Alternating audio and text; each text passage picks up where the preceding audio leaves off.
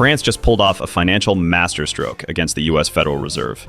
And they did it without moving a single truck. For 100 years, France kept a massive stash of gold in New York. But as of this week, that vault is empty. Here's the genius part. They didn't pay millions in shipping fees to move 129 tons of heavy bars across the Atlantic.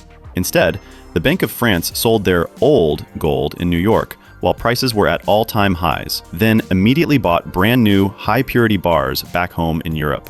This sell and rebuy flip netted them a staggering $15 billion in pure profit. But this wasn't just a quick buck, it was a message.